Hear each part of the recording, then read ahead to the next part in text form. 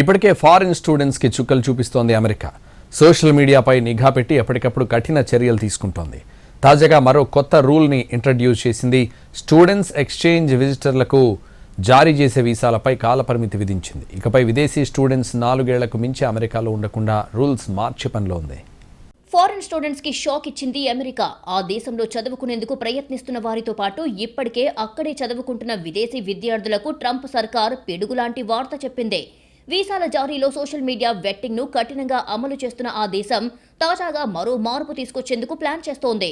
విద్యార్థులు, exchange విజిటర్లు, media ప్రతినిధులకు జారీ చేసే వీసాలకు టైం లిమిట్ విధిస్తూ ప్రతిపాదనలు సిద్ధం చేస్తోంది. అంటే ఇకపై విదేశీ విద్యార్థులు 4 ఏళ్లకు మించి అమెరికాలో ఉండకుండా వీసా నిబంధనల్లో మార్పులు తీసుకొస్తోంది. ప్రస్తుతం F1 వీసాలపై అక్కడ ఉన్న అంతర్జాతీయ విద్యార్థులు, J1 వీసాలపై వచ్చిన ఎక్స్చేంజ్ విజిటర్లకు డ్యూరేషన్ ఆఫ్ స్టే ఫెసిలిటీ ఉంది. అంటే వారు ఎంతకాలం చదవాలనుకుంటున్నా లేదా ఇంటర్న్ ప్రోగ్రాంలో పాల్గొనాలని అనుకున్నంత కాలం అమెరికాలో ఉండవచ్చు. ఎక్స్చేంజ్ విజిటర్స్ గా వచ్చే స్టూడెంట్స్, ప్రొఫెసర్లు, స్కాలర్లు, స్పెషలిస్టులు, ట్రైనీలు, ఇంటర్న్లు, ఫిజిషియన్లకు కూడా ఈ అవకాశం ఉంది. ఈ ఫ్లెక్సిబుల్ స్టూడెంట్ వీసా సిస్టంలో మార్పులు తీసుకొచ్చేందుకు department of homeland security ready అయ్యింది.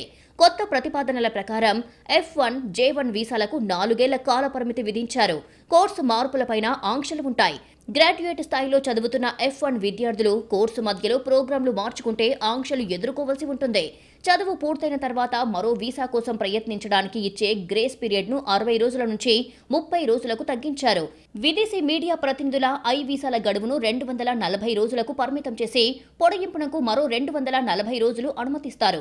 ఈ మార్పులన్నీ దేశ భద్రతకు, అమెరికన్ల ప్రయోజనాలకు భంగం కలగకుండా తీసుకుంటున్నట్లు హోంలాండ్ సెక్యూరిటీ తెలిపింది.